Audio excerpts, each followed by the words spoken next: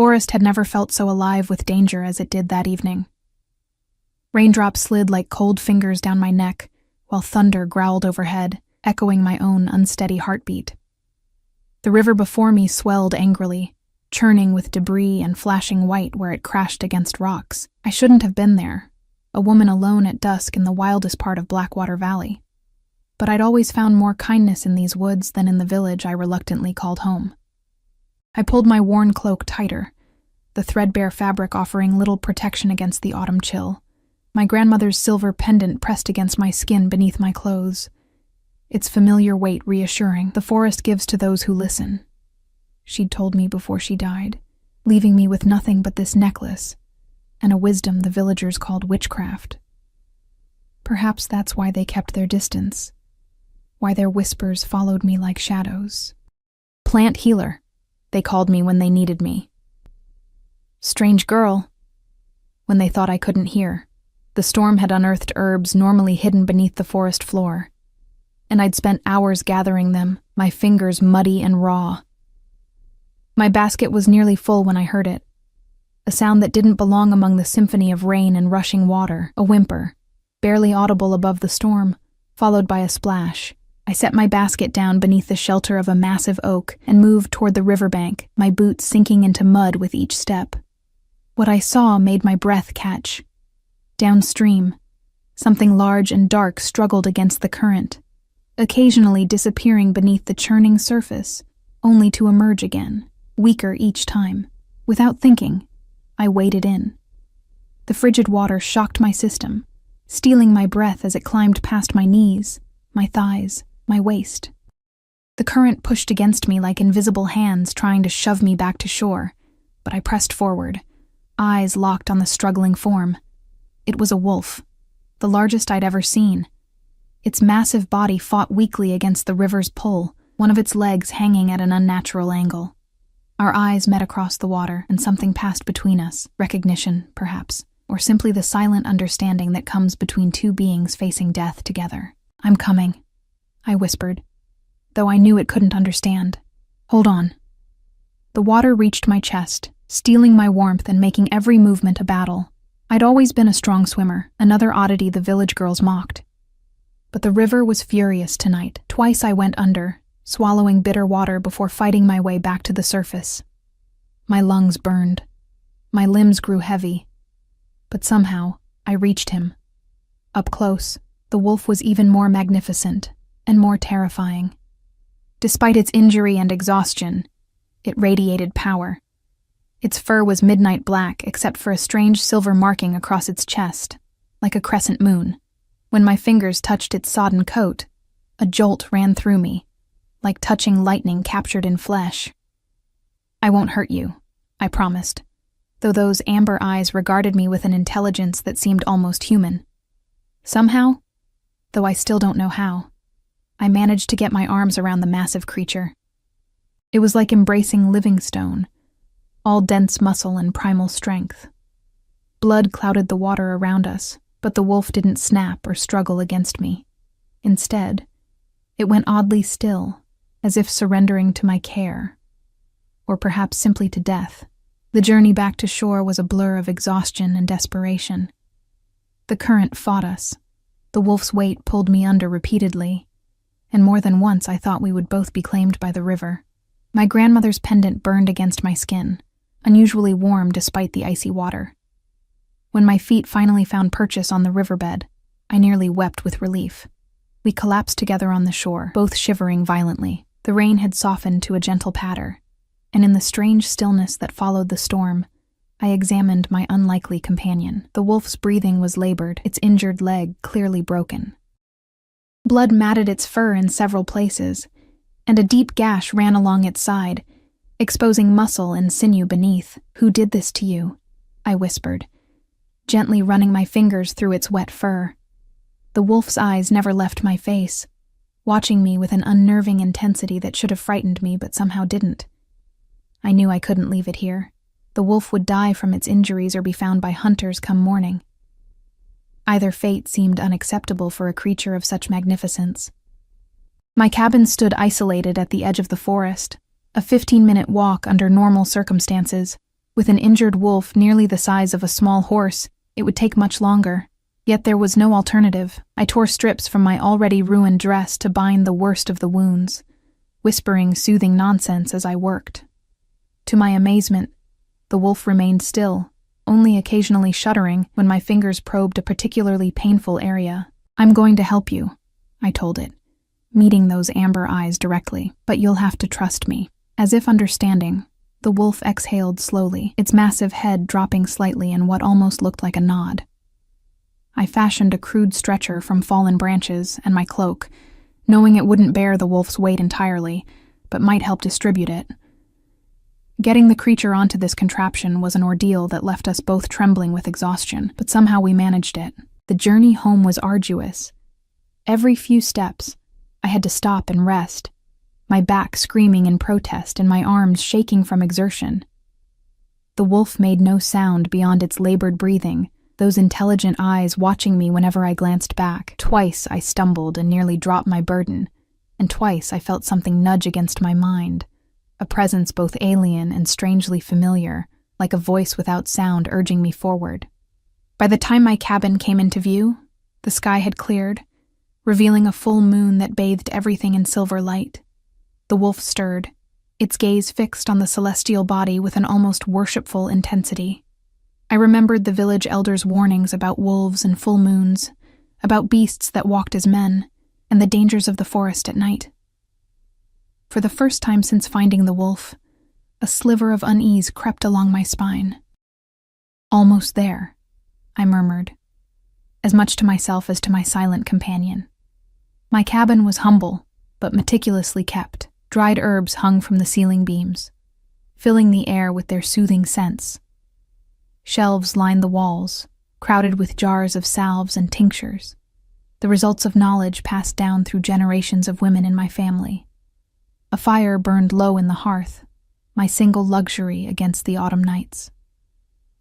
With the last of my strength, I maneuvered the wolf inside and onto the thick rug before the fireplace. It was only when I had collapsed beside the creature, my muscles quivering from exhaustion, that the true strangeness of the situation struck me.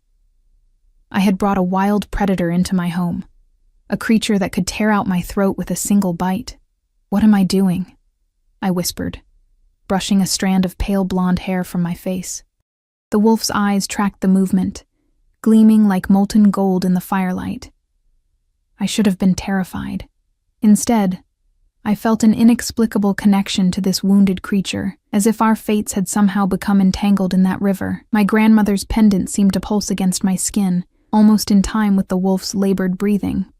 "You need care, and I can give it," I said simply, rising on shaking legs to gather my supplies. "Try not to eat me while I work." The wolf made a sound then, not quite a growl, almost like a huff of amusement, and settled its massive head onto its paws, eyes never leaving me as I moved about the cabin.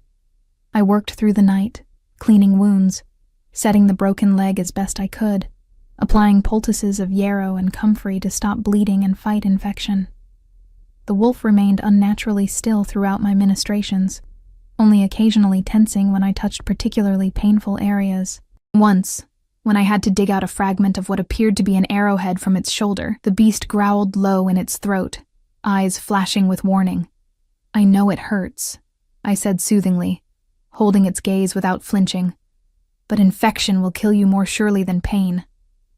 Something shifted in those amber depths, respect perhaps, or simple acknowledgement. The growling stopped, and the wolf allowed me to continue my work. Dawn was breaking when I finally finished, my hands stained with blood and herbs, my back aching from hours bent over my patient. I'd done all I could.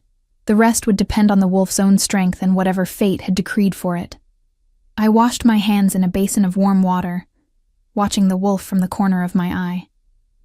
"You should live," I told it, settling onto the floor nearby, too exhausted to make it to my bed.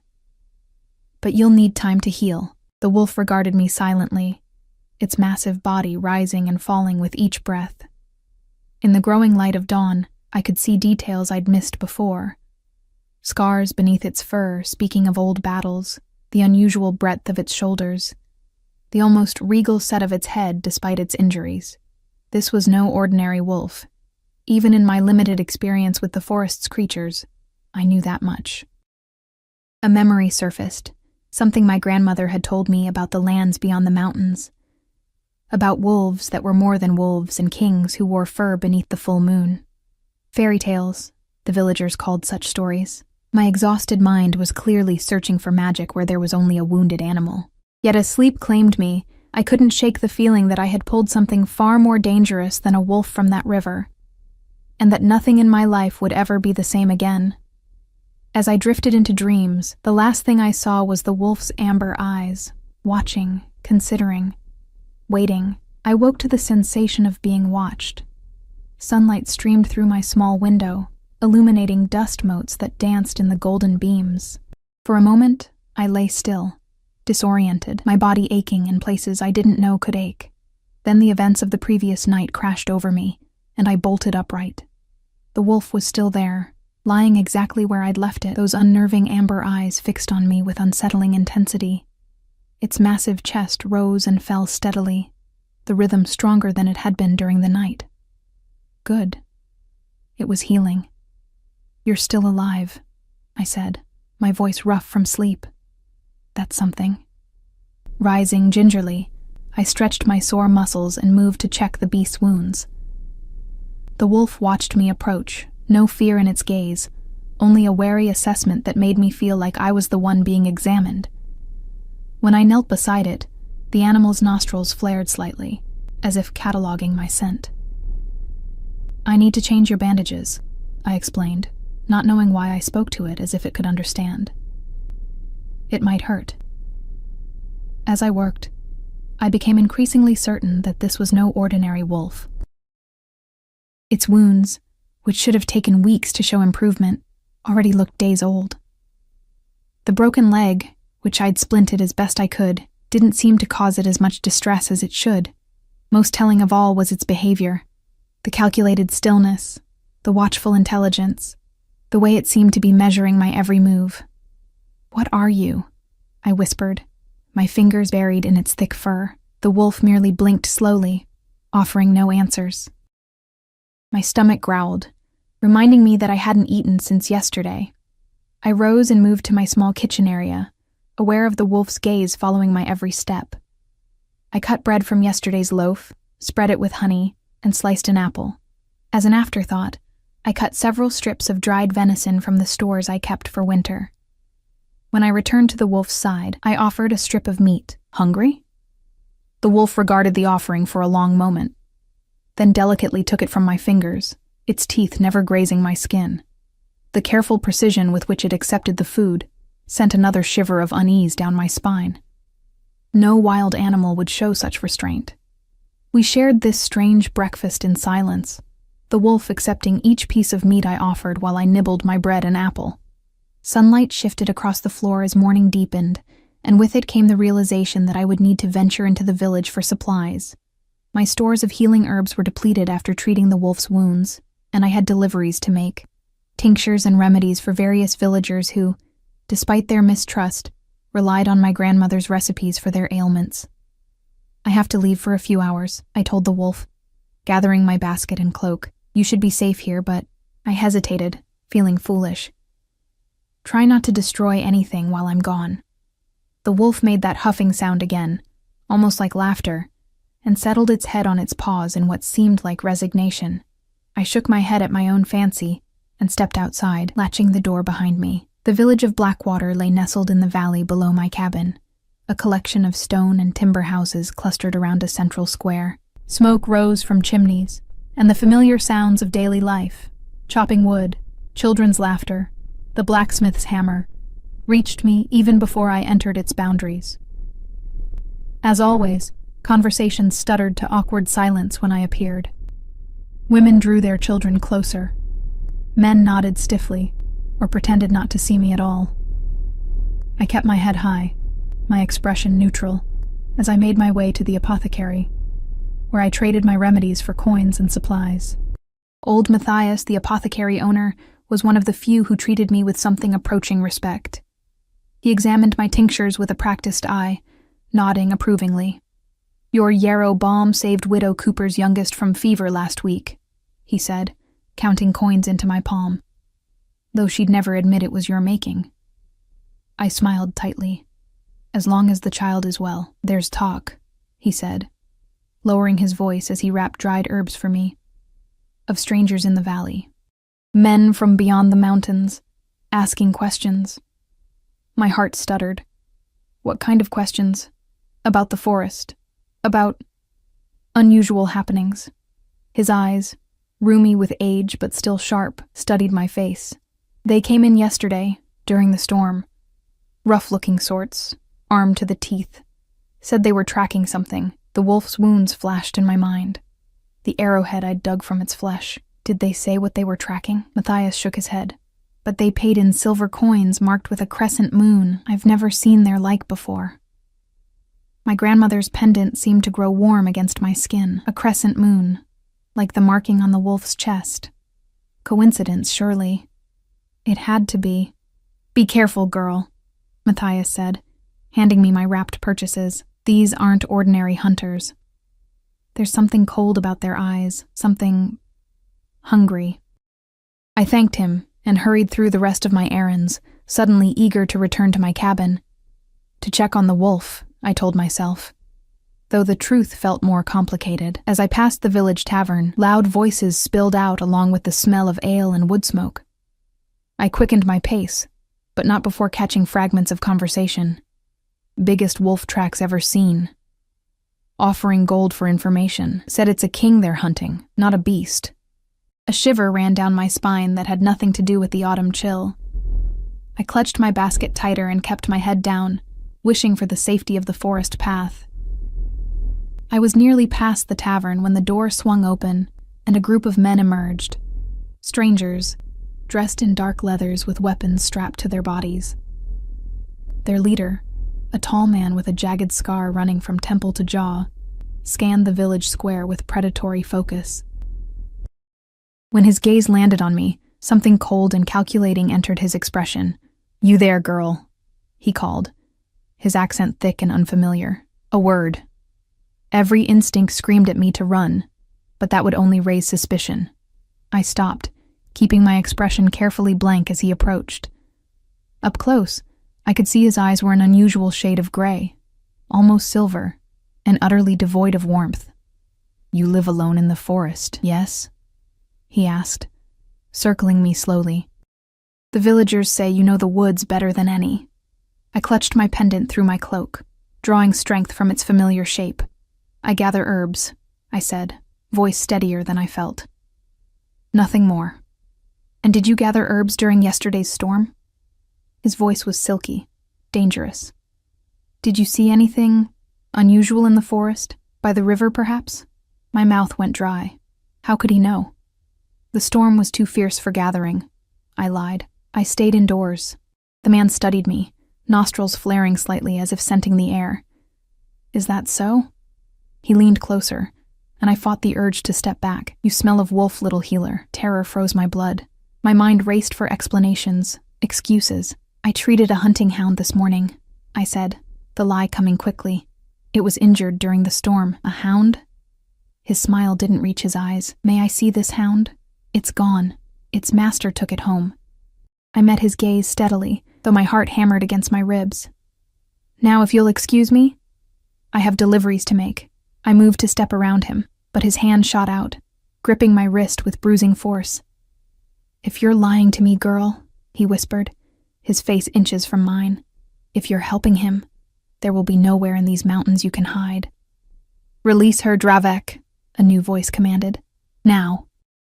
I turned to see another stranger approaching, younger than the first, with dark hair pulled back from a face that might have been handsome, if not for its current thunderous expression. Unlike his companion, this man carried himself with quiet authority rather than menace. "The girl knows something," the first man, Dravek, insisted, though he loosened his grip. "And terrorizing the locals will surely make them eager to help us," the newcomer said dryly. He turned to me, his expression softening slightly. "Forgive my companion's manners. We're searching for something valuable that was lost in these woods during the storm." "I can't help you," I said, rubbing my wrist where bruises were already forming. I know nothing of value in these woods except the herbs I gather. The dark-haired man studied me for a long moment, something like recognition flickering across his features. His gaze dropped briefly to where my hand still clutched my pendant through my cloak. "That necklace," he said quietly. "May I see it?" Reluctantly, I withdrew my hand, revealing the silver pendant, a crescent moon embracing a small wolf, crafted with delicate precision. My grandmother had said it was an heirloom, passed through our family for generations. The man's expression changed subtly, a mixture of surprise and something I couldn't name, crossing his features before he schooled them back to neutrality. "Interesting," he murmured. "Very interesting." "It was my grandmother's," I said defensively. "Of course." He stepped back, inclining his head slightly. "Thank you for your time. Come, Dravek. The girl clearly knows nothing." Dravek looked like he wanted to argue, but after a tense moment, he followed his companion back toward the tavern, casting one last suspicious glance over his shoulder. I didn't wait to see if they would change their minds.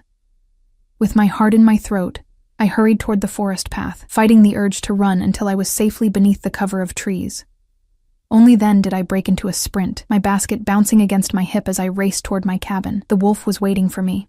The moment I burst through the door, it raised its massive head, a low growl building in its chest until it registered my identity. The sound cut off abruptly, replaced by a keen whine as it scented the air around me. "They're looking for you," I said, dropping my basket and sinking to my knees beside it. "Men from beyond the mountains, with silver coins bearing a crescent moon." I touched my pendant unconsciously. "Like this." The wolf's eyes fixed on the silver charm, something like recognition flaring in those amber depths. It struggled to rise despite its injuries, a low whine escaping its throat. "No, don't," I urged, placing a gentle hand on its shoulder. "You'll reopen your wounds." The wolf subsided reluctantly, but its agitation was palpable. It pawed at the ground, then at my pendant, clearly trying to communicate something. "I don't understand," I said, frustration edging my voice. "Who are you? What do they want with you?" The wolf stared at me with those two intelligent eyes, and for a moment, just a moment, I could have sworn I saw something human in their depths, a soul looking out from behind an animal's gaze. Then it blinked, and the impression was gone. I sighed, settling beside it on the rug. "Well, whoever you are, whatever you are, they know someone helped you. That man, Dravek, he said I smelled of wolf." I shuddered, remembering his cold eyes. "They'll come here. It's only a matter of time." The wolf growled low in its throat, the sound reverberating through the small cabin, its eyes fixed on the door as if expecting our hunters to appear at any moment. "We can't stay here," I realized aloud. "We need to leave, to find somewhere safe until you're healed enough to..." "To what? Return to wherever it came from? To whoever it truly was?" The wolf turned its gaze back to me, and in those amber depths, I saw agreement, and something more. Trust.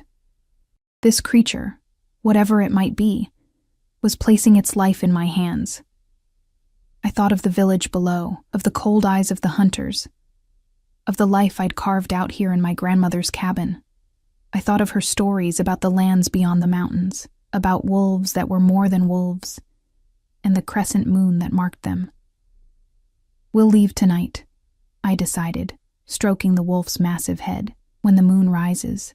There's a place my grandmother showed me deep in the forest, a cave behind a waterfall where she said the old magic still lingers. No one else knows of it." The wolf huffed softly, leaning into my touch, and I felt that strange nudge against my mind again. Gratitude, perhaps, or simple acknowledgement of our shared fate. "For better or worse," I whispered. "We're in this together now." Twilight cloaked the forest in violet shadows as we slipped away from my cabin. The wolf moved better than I had expected, its limp pronounced but not debilitating. Whatever extraordinary vitality allowed it to heal so quickly seemed to be working in our favor. Still, our progress was slow, each step measured and careful. I'd packed only essentials, herbs and bandages for the wolf's wounds, dried food that would last us several days, a blanket, flint and steel, and my grandmother's journal. The leather-bound book contained not only her healing recipes, but also the old stories, the ones the villagers dismissed as superstition. Something told me those tales might hold answers I would soon need. We moved deeper into the forest, away from the paths I normally traveled. Moonlight filtered through the canopy in silver shafts, illuminating our way in ethereal patterns. The wolf stayed close to my side, occasionally pressing against my leg, as if to reassure me, or perhaps itself, that we remained together. "We need to cross the North Ridge," I whispered, though there was no one to hear us. "The waterfall lies in the valley beyond." The wolf's ears pricked forward, its head turning as it scanned the darkness ahead. Its senses were clearly sharper than mine, alerting to sounds and scents I couldn't detect. Several times it nudged me in a different direction than I had intended to go, and each time I followed, trusting its instincts. An hour into our journey, the wolf suddenly froze, hackles rising along its spine. A low growl rumbled in its chest, so quiet I felt it more than heard it. I stilled beside it, straining my senses to detect whatever had alarmed my companion. At first, there was nothing, just the usual symphony of night forest sounds, the rustle of leaves, the occasional hoot of an owl. Then I caught it. Voices, distant but approaching, and the crack of branches beneath heavy boots. "Hunters," I breathed. The wolf's muscles bunched beneath its fur as if preparing to run or fight. I placed a restraining hand on its shoulder. "No," I whispered. "You're still too weak. We need to hide." After a moment's hesitation, the wolf relaxed slightly, though the growl continued to vibrate through its massive frame. I scanned our surroundings frantically, looking for anywhere we might conceal ourselves. The voices were drawing closer. I could make out Dravek's harsh tones among them. "They're following our trail," I realized with a jolt of fear. "How is that possible? We've been so careful." The wolf's amber eyes found mine in the darkness, and again, I had that uncanny sense of a human intelligence watching me. It nudged me toward a nearby ravine, a steep decline thick with underbrush. I hesitated only a moment before understanding. The flowing water at the bottom would mask our scent trail. We half slid down the embankment, the wolf moving with surprising agility despite its injuries. At the bottom, a shallow stream bubbled over smooth stones. Without hesitation, I stepped into the frigid water, gesturing for the wolf to follow. It obeyed instantly, and together we waded downstream, leaving no footprints for our pursuers to find. "They're not ordinary hunters," I whispered as we moved. "The way that man, Dravek, looked at me, it was like he could smell you on me. And the other one, the way he recognized my pendant," I touched the silver crescent at my throat. "What are they? What are you?" The wolf merely continued forward, giving no answer I could understand. Yet I couldn't shake the feeling that it knew exactly what I was asking, and was choosing not to, or could not, reply. We followed the stream for nearly a mile before finally leaving the water at a rocky outcrop that would leave no visible tracks. My feet were numb with cold, but fear kept me moving. The wolf stayed close, occasionally pressing its warm body against mine, as if sensing my discomfort. The journey to the hidden waterfall took longer than I remembered from my childhood excursions with my grandmother. The terrain grew increasingly rugged, the forest denser and wilder. Strange, night-blooming flowers glowed with faint bioluminescence along our path, casting eerie blue-green light across the forest floor. My grandmother had called them moonshadow blooms, and said they only grew in places where the veil between worlds was thin. "We're getting close," I murmured, more to myself than to the wolf. "These flowers only grow near the falls." The wolf's ears pricked forward with renewed interest, its pace quickening despite the obvious pain each step caused it. I wondered if it somehow recognized where we were heading, if it had been to this place before. Soon, the distant thunder of falling water reached my ears. The wolf heard it too, its head lifting sharply. We crested a small rise, and there it was. A silver ribbon of water cascading down a sheer rock face, gleaming in the moonlight like liquid stars. The pool at its base reflected the night sky perfectly, creating the illusion of an endless cosmos captured in still water. "The Starfall," I whispered, using my grandmother's name for the place. "We used to come here when I was small." She said it was sacred. The wolf moved forward, drawn to the waterfall, as if by some invisible force. It reached the edge of the pool and lowered its muzzle to drink, the motion cautious, almost reverent. When it raised its head again, water dripping from its jaws caught the moonlight, sparkling like diamonds. "The cave is behind the falls," I said, moving to the rocky path that skirted the pool's edge. "It's hidden from view unless you know exactly where to look." The narrow ledge behind the waterfall was treacherous, slick with perpetual mist. I went first, pressing my back against the stone wall and edging sideways until I reached the dark opening barely visible through the curtain of water. The wolf followed with surprising grace, its massive body somehow navigating the narrow path without faltering. Inside, the cave opened into a surprisingly large chamber.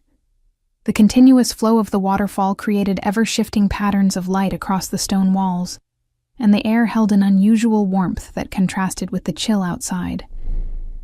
Most remarkable of all were the symbols carved into the stone, ancient glyphs spiraling from floor to ceiling, some faintly luminous in the darkness. "My grandmother never explained these," I said softly, tracing one glowing symbol with my fingertip. "She said I wasn't ready to understand their meaning." The wolf moved through the cave with strange familiarity, examining the carvings with intense focus. It stopped before a particular section of wall, where the symbols formed a circular pattern around what appeared to be a large wolf, with a crescent moon upon its brow. Beneath this image, smaller figures knelt in apparent supplication. My heart beat faster as I approached, drawn by the wolf's obvious interest. "This looks like you," I said hesitantly, comparing the silver marking on the wolf's chest to the crescent in the carving. "What does it mean?" The wolf whined softly, pressing its nose to the carving before turning those intelligent eyes to me. Frustration was evident in its gaze. It was trying to communicate something crucial, something I couldn't grasp. "I wish you could speak," I said, sinking down to sit beside it. "I wish I understood what's happening." Exhaustion suddenly washed over me, the events of the past 2 days catching up all at once. I spread my blanket on the smooth stone floor and coaxed the wolf to lie beside me. Despite its initial reluctance, it eventually settled, allowing me to check its wounds by the ethereal light that filtered through the waterfall. "You're healing even faster now," I murmured in amazement, examining the gash along its side that had already closed into a pink scar. "Is it this place? Is there truly magic here?" The wolf made no response beyond watching me with those unwavering amber eyes. I retrieved my grandmother's journal from my pack, flipping through the pages by the cave's strange ambient light. "There must be something in here," I said, scanning the familiar handwriting. "Some explanation for all of this." Most of the journal contained what I already knew: recipes for tinctures and salves, descriptions of medicinal plants, instructions for setting bones and treating fevers.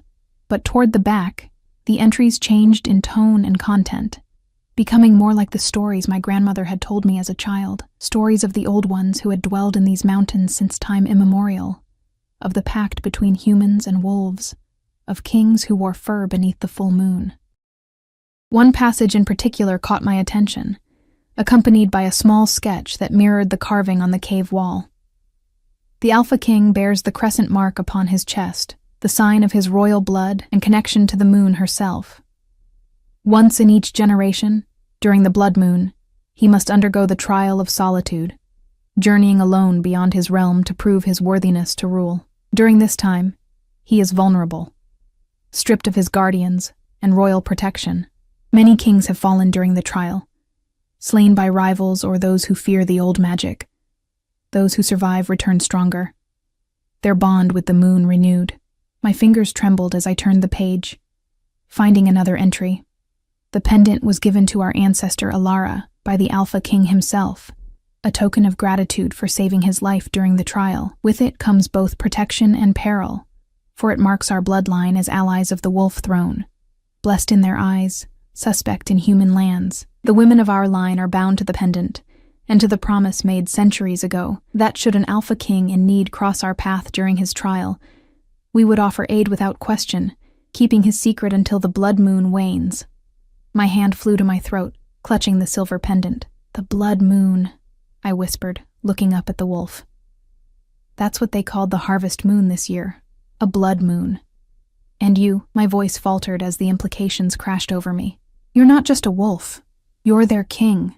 The wolf, the Alpha King, held my gaze steadily, neither confirming nor denying, but something in those amber eyes softened, perhaps with relief that I was beginning to understand. And those men hunting you, they're trying to prevent you from completing your trial.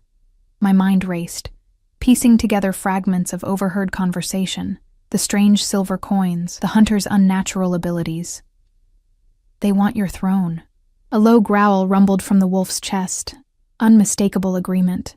It shifted closer to me, its massive head coming to rest against my leg with surprising gentleness. The gesture seemed both protective and imploring. A king reduced to seeking shelter with a simple herbal healer, bound by an ancient pact neither of us had chosen. My grandmother knew, I realized, scanning the journal's final pages. She was preparing me for this possibility, but she died before she could tell me everything. I closed the book, suddenly aware of the weight of responsibility that had fallen to me. How long? How long until the blood moon wanes and you can return to your people? As if in answer, the wolf's gaze shifted to the cave entrance where a sliver of night sky was visible through the falling water. The full moon hung low, its usual silver light tinged with the faint rusty hue that had given this particular moon its name. 3 more nights, I calculated aloud. We need to keep you safe for 3 more nights. The wolf huffed softly, its warm breath ghosting across my hand where it rested on the journal's leather cover. Despite the danger, despite the strangeness of it all, I felt an odd calm settling over me.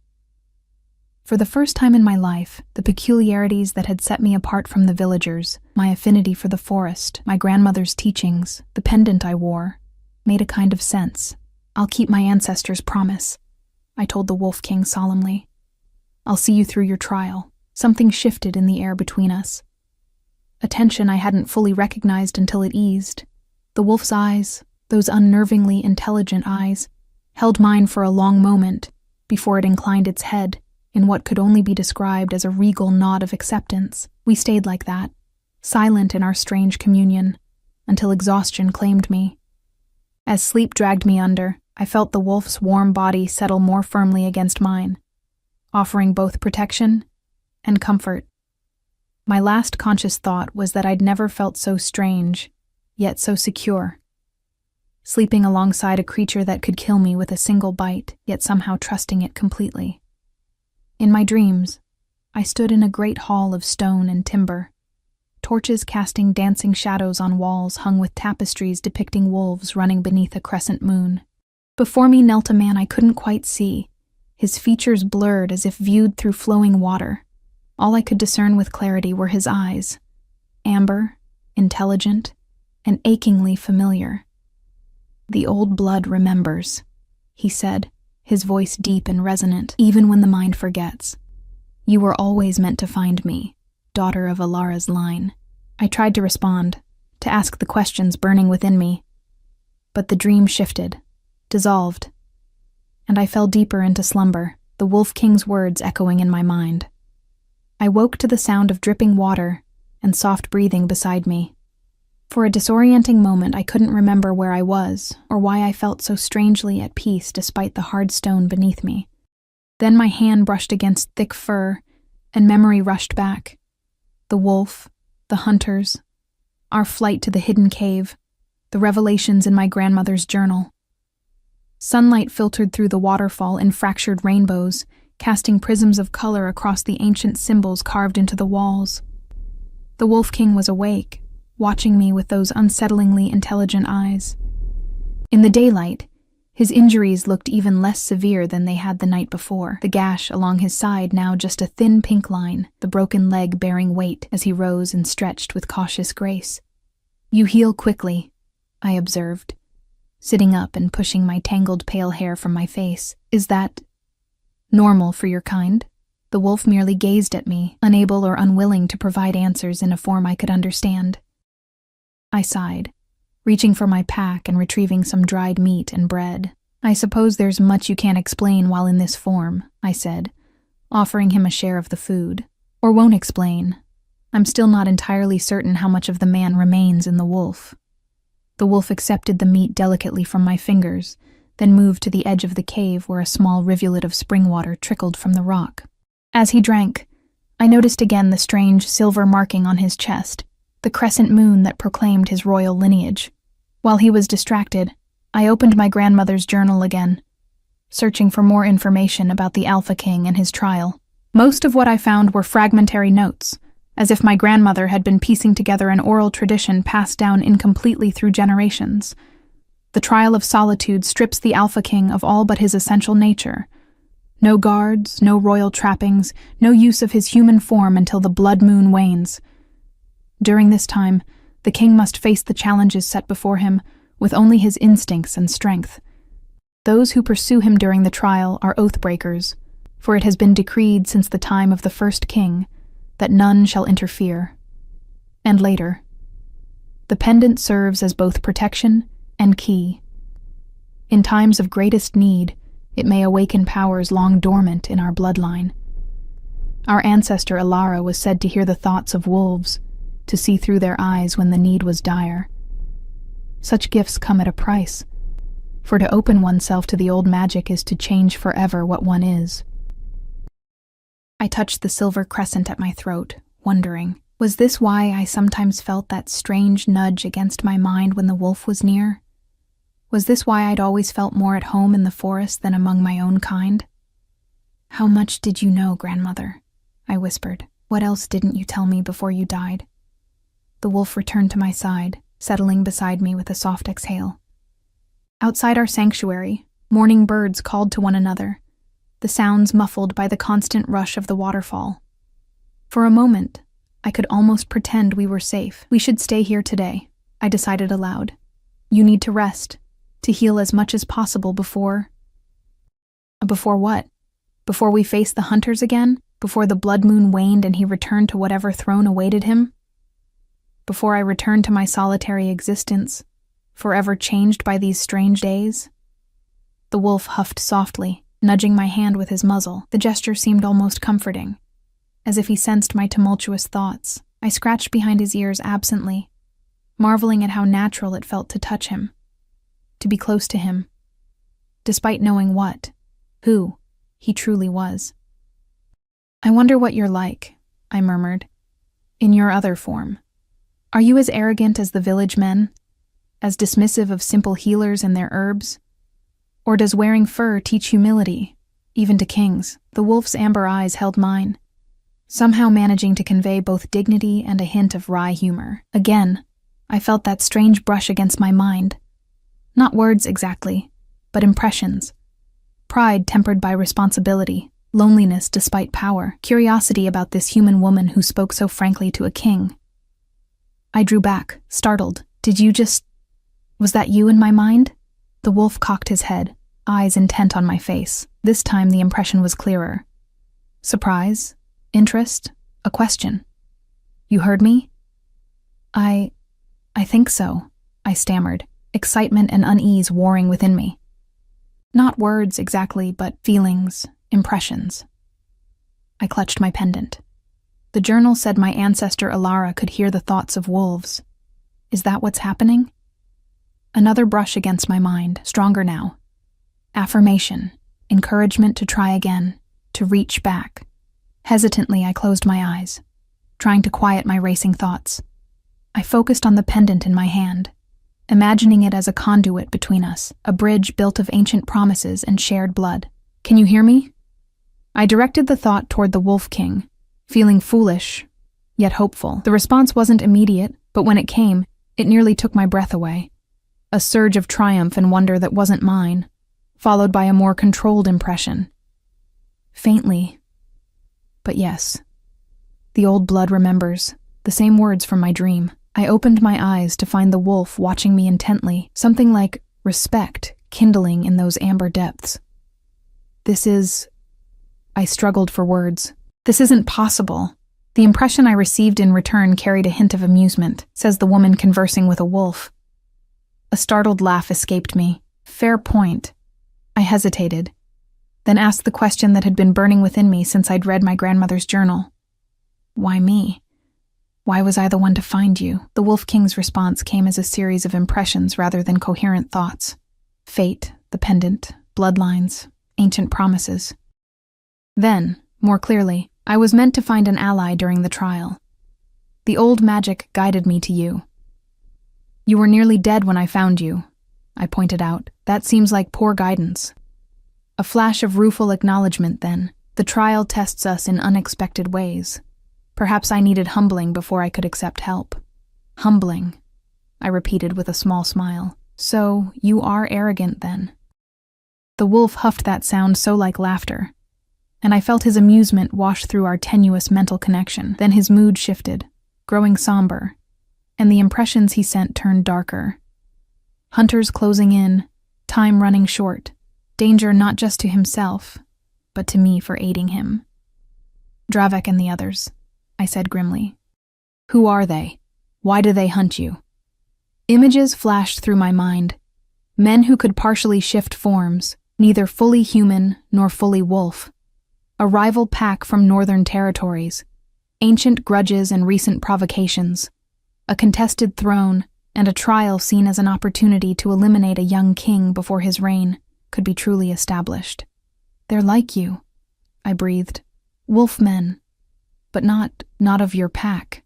Not of my pack, he confirmed. Oathbreakers who would see my bloodline end.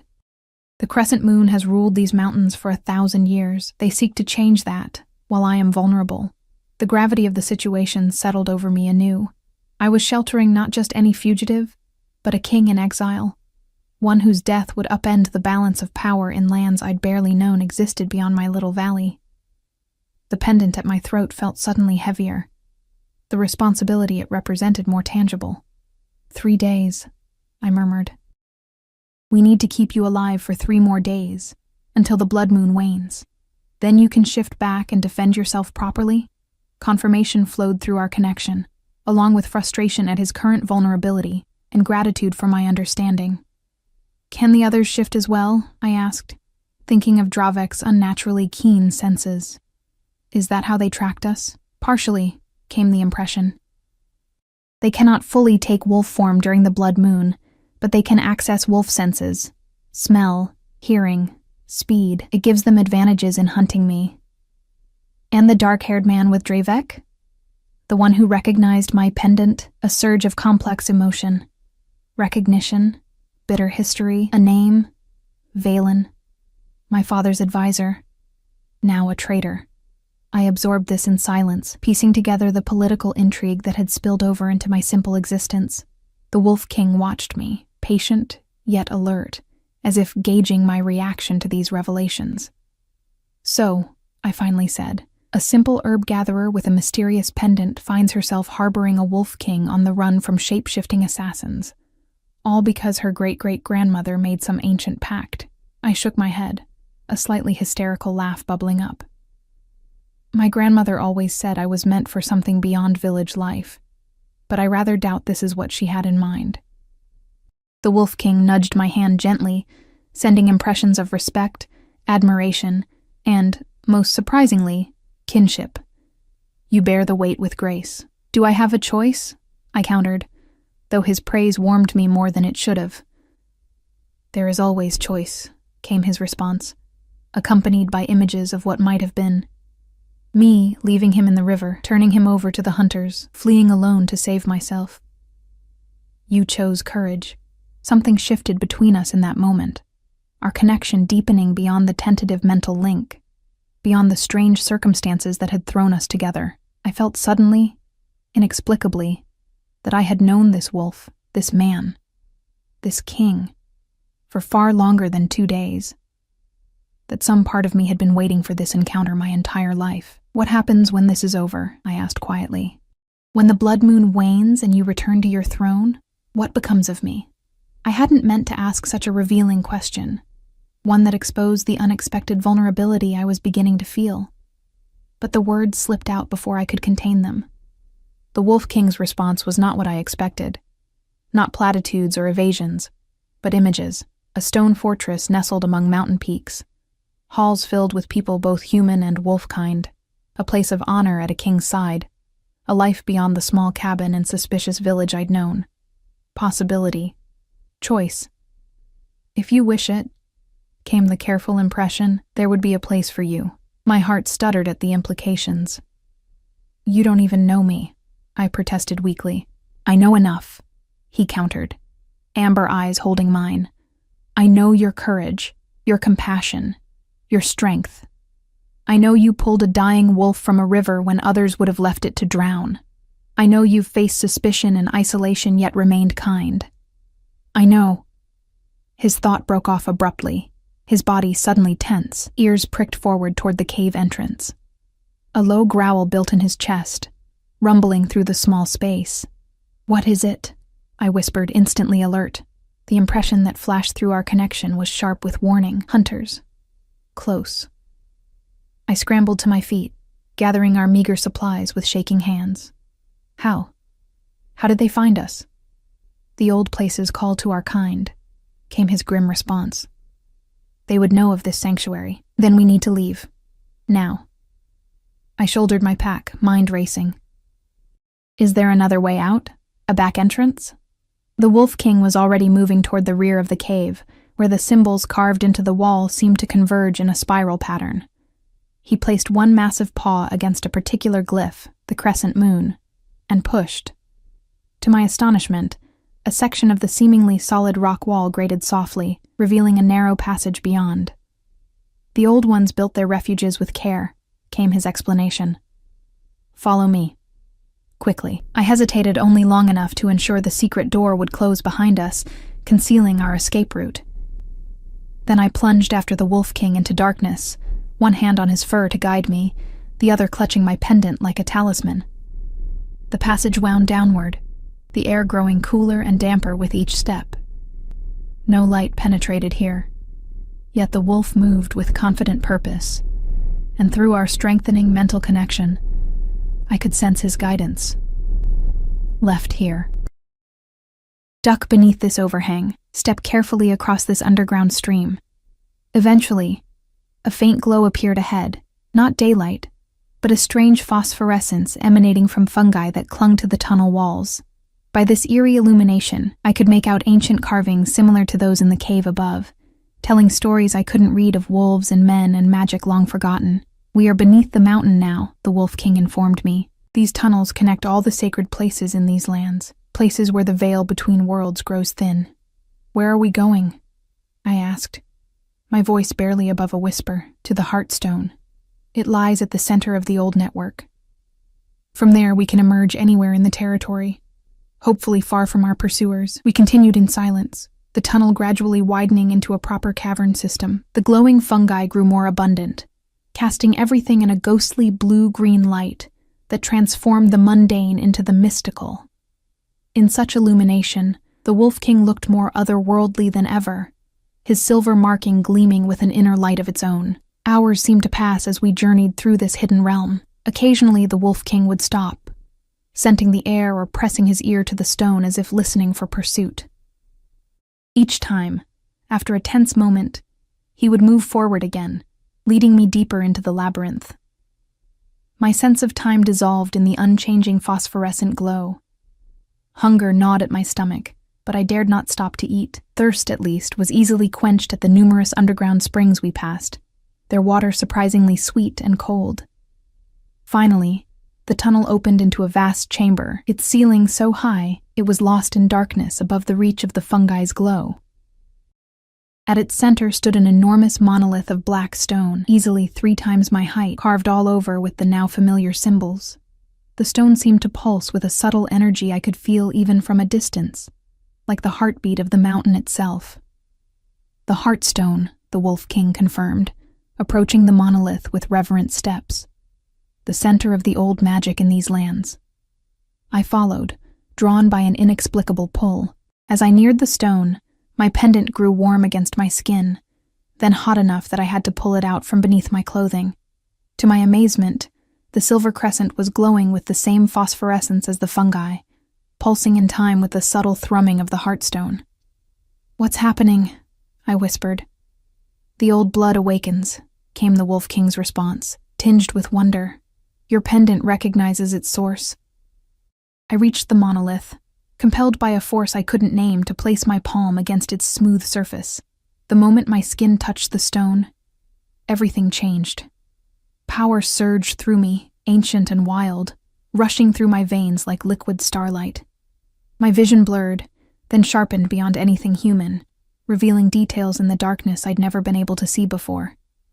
Scents flooded my awareness, the mineral tang of the stone, the Wolf King's wild musk, my own fear sweat, and beyond that, the distant smell of pine and snow and open sky. Sounds previously inaudible became clear, water dripping in distant chambers, the soft breathing of small creatures hiding in crevices, and far above, the muted roar of wind through mountain passes.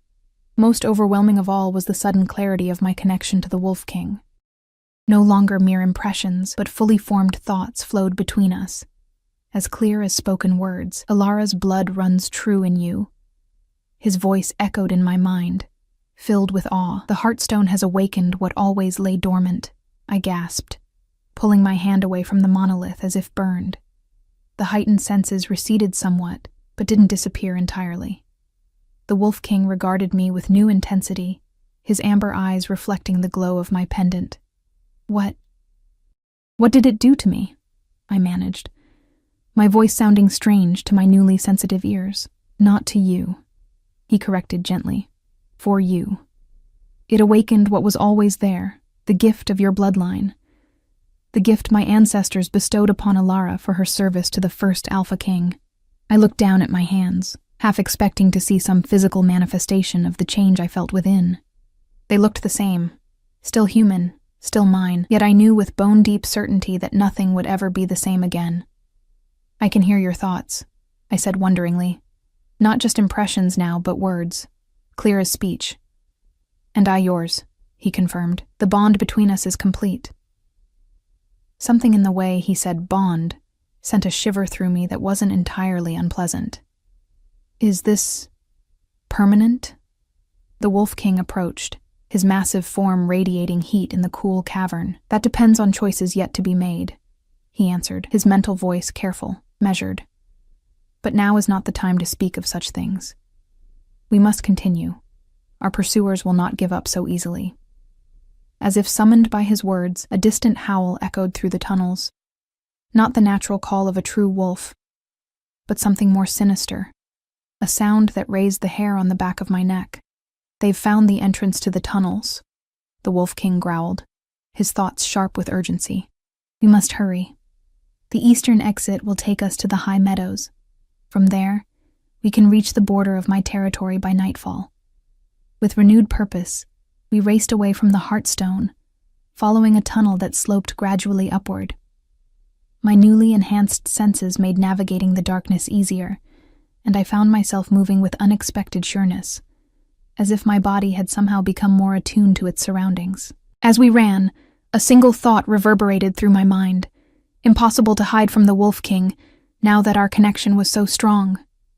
Nothing would ever be the same again. Emerging from the underground tunnels into the high meadow felt like being reborn. The late afternoon sunlight momentarily blinded me after hours in the phosphorescent darkness. When my vision adjusted, I gasped at the vista spread before us. Rolling alpine meadows carpeted with wildflowers, backed by snow-capped peaks that pierced the sky like jagged teeth. The air was thin and crisp, carrying scents of pine, snow, and something else. A wild, primal aroma that spoke of freedom and ancient magic. The Wolf King paused, scanning our surroundings with alert eyes. We crossed the old boundary, he informed me, satisfaction coloring his thoughts. We're within my territory now, though still far from the stronghold. Will that stop them? I asked, still marveling at how clearly his thoughts now registered in my mind. The hunters? It will make them more cautious, he answered, but not deter them entirely. They've already broken sacred law by interfering with the trial. Trespassing will seem a minor transgression in comparison. We moved swiftly through the meadow, keeping to the shadows cast by scattered stands of wind-twisted pines. My newly heightened senses made me acutely aware of everything around us. The whisper of grass beneath our feet, the distant call of an eagle, the subtle shifts in the air that heralded weather changes. Most distracting of all was my awareness of the Wolf King himself, his strength, his determination. the constant vigilance with which he monitored our surroundings, all transmitted to me through our mental connection. "What now?" I asked as we reached the far side of the meadow, where the ground fell away into a steep ravine. "What's the plan once night falls?" The Wolf King's amber eyes met mine, his thoughts resolute. "We continue northeast. There's an outpost near the Shadow Ridge, a small shelter used by my scouts. We can rest there safely. And then?" I pressed. "We just hide until the blood moon wanes?" His thoughts carried a mixture of determination and frustration. "If necessary. Once I can shift back, I'll deal with Dravek and the traitors permanently." The coldness with which he contemplated this retribution sent a shiver through me. It was a sharp reminder of what he truly was.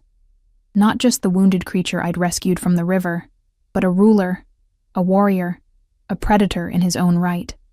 "You disapprove?" he questioned, catching my reaction through our bond. I hesitated, choosing my words carefully. "I understand the necessity. But yes, the ease with which you contemplate killing disturbs me." Instead of anger, I felt a surprising respect flow from him. "Your compassion does you credit, but understand, these are not merely rivals or enemies. They are oath-breakers who would throw our lands into chaos for their ambition. The lives that would be lost in such upheaval." Images flashed through our connection. Villages burning, innocents fleeing, bloodshed on a scale I could barely comprehend. "I understand," I said softly. "Truly. It's just different from my world, is it?" His mental voice carried a hint of sadness. "Do your human kings not make similar calculations? Do they not weigh lives against stability, peace against sacrifice?" I had no answer for that. We continued in silence, picking our way down the ravine's edge, where a narrow game trail offered passage. The sun was sinking toward the western peaks, painting the landscape in gold and amber hues that matched the Wolf King's eyes. As twilight deepened, the world around us transformed. My enhanced senses registered the awakening of nocturnal life. Owls taking wing, small creatures rustling in underbrush, bats beginning their evening hunt. The Wolf King moved with increased confidence in the growing darkness, his natural element embracing him. "We're being followed," he informed me suddenly, his mental voice tight with tension. My heart lurched. How close? Miles yet, but gaining. They've picked up our trail. I glanced at the darkening sky, where the blood moon was rising, its rusty glow casting an ominous light. How much farther to this outpost? An hour, perhaps less if we hurry. We quickened our pace, no longer speaking aloud to conserve energy. The landscape grew more rugged, the forest denser, with ancient pines towering overhead. Despite our urgency, I couldn't help marveling at the primeval beauty of these woods, so different from the familiar forest around my cabin, wilder and more majestic. An hour passed, then another. My muscles burned with exertion, but I pressed on, drawing strength from the Wolf King's unwavering determination, flowing through our connection. Finally, a small structure appeared ahead, a stone cottage nestled against a cliff face, nearly invisible among the surrounding boulders. "The outpost," the Wolf King confirmed. "We'll be safe here for the night." The interior was sparse but sufficient. A simple hearth, a narrow bed, shelves stocked with dried provisions. I collapsed onto a rough wooden chair while the Wolf King secured the heavy door, pushing a wooden bar into place across it. "Rest," he urged. "I'll keep watch." Too exhausted to argue, I ate some of the dried meat and fruit from the outpost stores, then curled onto the bed, pulling a fur coverlet over me against the mountain chill. The Wolf King settled before the door, his massive form a sentinel between me and any danger. Despite my exhaustion, sleep proved elusive. My mind raced with everything that had happened. The awakening of abilities I never knew I possessed, the burden of an ancient pact, the inexplicable connection to a being both wolf and man, king and fugitive.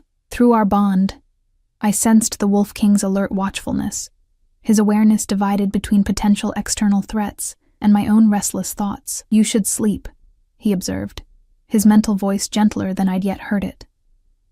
"I can't," I admitted. "Everything has changed so quickly." 2 days ago, I was just a village healer with a strange pendant. Now you're becoming who you were always meant to be." He finished when I trailed off, the old blood awakening.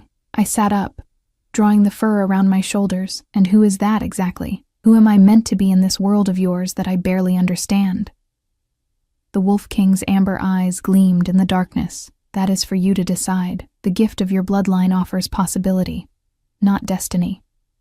"Some gift," I murmured, touching my pendant. "It's made me an outcast among my own kind my entire life. The villagers always sensed something different about me, even if they couldn't name it. Sympathy flowed through our connection, along with something deeper. Understanding born of similar experience. To stand apart is never easy, even for a king." I caught fragments of memory, a younger version of the man behind the wolf's eyes, bearing the weight of a crown too soon, facing the mistrust of elders who doubted his readiness, the whispers of rivals who sensed vulnerability.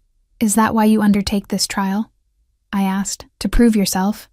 "To prove myself to myself," he corrected. "The opinions of others matter less than knowing my own strength." I nodded slowly, understanding better than I would have expected. Hadn't I spent years trying to prove my worth to villagers who would never truly accept me? Hadn't I too finally realized that the only validation that mattered was my own? "What happens when you return?" I asked. "When you take your human form again and reclaim your throne?"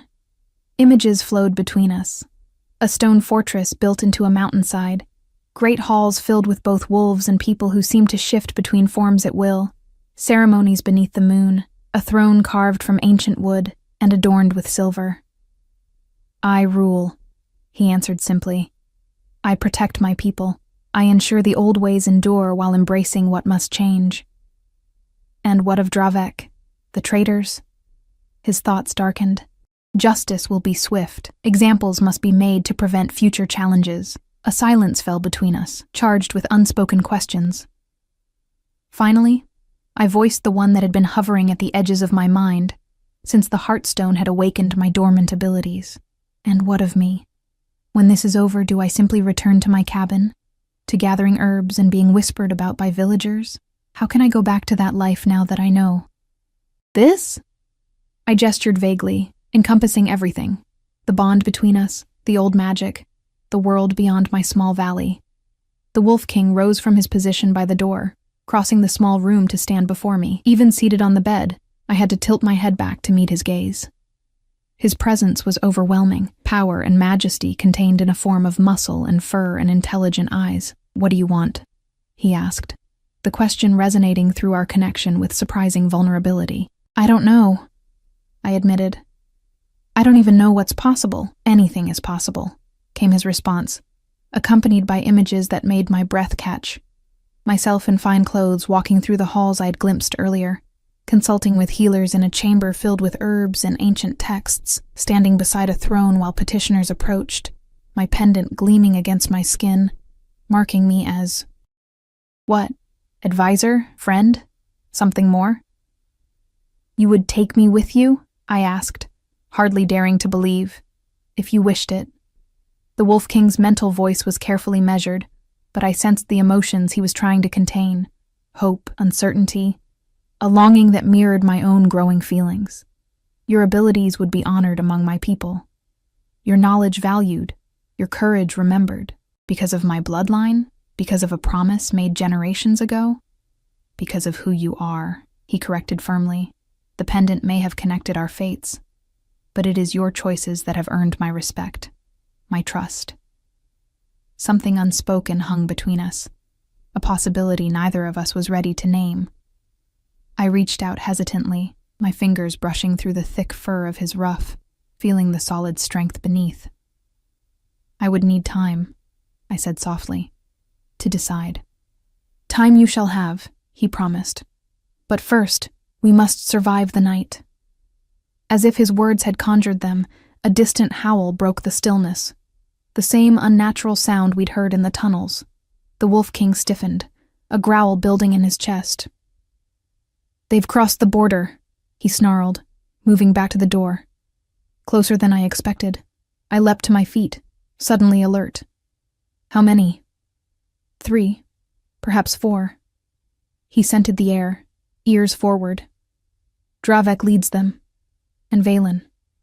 Fear surged through me, but I pushed it aside, focusing instead on practical matters. Can we outrun them? Not in darkness, not in their territory, and you need rest. What choice do we have? We can't fight them, not while you're still bound by the trial. The Wolf King was silent for a moment, his thoughts churning with calculations and strategies. Finally, resolution crystallized. We make a stand. Here. The outpost was built for defense, and we have one advantage they don't expect. What's that? His amber eyes fixed on me, specifically on the pendant at my throat. You. The old blood awakened. They will expect me weakened, accompanied by a simple human healer. They do not know what the Heartstone revealed in you. I don't know what it revealed either, I protested. I can sense more, yes, hear your thoughts, but I don't know how to fight creatures like them. You won't need to fight as they do, he assured me. The old magic works differently. Your ancestor Alara did not defeat enemies with claw and fang, but with the power of the pendant, the ability to connect, to influence, to bind. I clutched the silver crescent, feeling its warmth against my palm. I don't know how to use such powers. My grandmother died before she could teach me. The knowledge is within you, he insisted, within your blood, awakened by the Heartstone. You must trust yourself. Before I could argue further, another howl split the night, closer now, perhaps only a mile distant. The Wolf King's hackles rose, a rumbling growl vibrating through his powerful frame. They come, he warned. Remember, Dravek is strong, but arrogant. Valen is cunning. The others will follow their lead. Together they would overwhelm me in my current state, but divided. We might stand a chance, I finished, resolve hardening within me. Whatever dormant abilities the Heartstone had awakened, I would need to trust they would manifest when needed. I had no other choice. We extinguished the small fire, plunging the outpost into darkness, relieved only by moonlight filtering through a narrow window. The Wolf King positioned himself in the shadows beside the door, while I stood in the center of the room, my pendant now glowing faintly with that same phosphorescent light we'd seen in the underground caverns. Minutes stretched like hours as we waited, the night sounds of the forest gradually silencing as predators approached. Through our connection, I sensed the Wolf King's tightly controlled tension, his readiness to spring despite injuries not yet fully healed. My own heart hammered against my ribs, but my hands were steady. One clasped around my pendant, the other extended before me as if already channeling power I didn't yet understand. They come, the Wolf King warned, as footsteps, human footsteps, approached the outpost. A heavy knock rattled the door. "We know you're in there, Your Majesty," called a smooth voice I recognized as Valen's. "The trial is over. Surrender the girl, and your life will be spared." The Wolf King's mental voice was coldly amused. "They lie. If I open that door, neither of us leaves alive." I drew a deep breath, feeling something stir within me. Power awakening in response to threat. Ancient magic called forth by desperation and resolve.